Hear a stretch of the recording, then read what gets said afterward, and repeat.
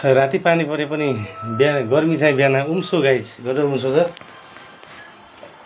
म आज मेरो अर्दा रिसाउनु भएको छ। त्यो त किन हो मैले थाहा पाइनँ है। हेर्नुहोस् अब बिहान खै के काम पऱ्यो म यसो पारीतिर निस्केँ। पारीबाट आउँदा त यहाँ यसो खाजासाजा रोटीसोटी त हालेको रहेछन्।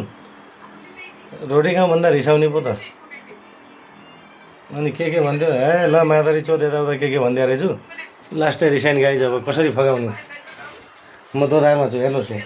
रिसाएको खाप्चो 24 घन्टा मोबाइल हो गाइज चलाउने।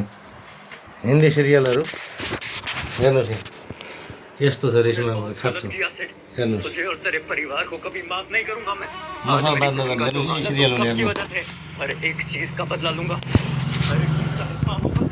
ल गाइज के गरौँ भन्नुहोस्। मैले म बडा तनावमा छु। सबैलाई फगाउने मान्छे अब आफ्नो घरकोलाई फगाउनु लास्टै अप्ठ्यारो हुँदो रहेछ गाइज। त्यसो एकदमै नराम्रो चाहिँ केही भनेको थिएन। रिस उठ्यो आज अलि। ल हेर न हेर मान्दै नमानेको। ल हेर्नुहोस् यो मान्दै नमानेको भन्दा नि मसँग नहेर्ने अरे को छ र हेर्ने यिनको अर्को मान्छेलाई रिस त उठ्छ नि हजुर होइन। नहेर्ने अरे तसँग नबोल्ने भनेपछि त मान्छेलाई त तनाव हुन्छ हजुर। झन्डै अब 23 वर्ष पुग्न लागिसक्यो हाम्रो एनिभर्सरीको। ल हेर्नुहोस् गाइज यस्तो छ हामी अझ पनि हाम्रो झगडा दिनमा 12 घन्टा हुन्छ गाइज। 10 घन्टा हाम्रो ट्याङ ट्याङ टुङ टुङ ट्याङ ट्याङ टुङ टुङ भइरहन्छ।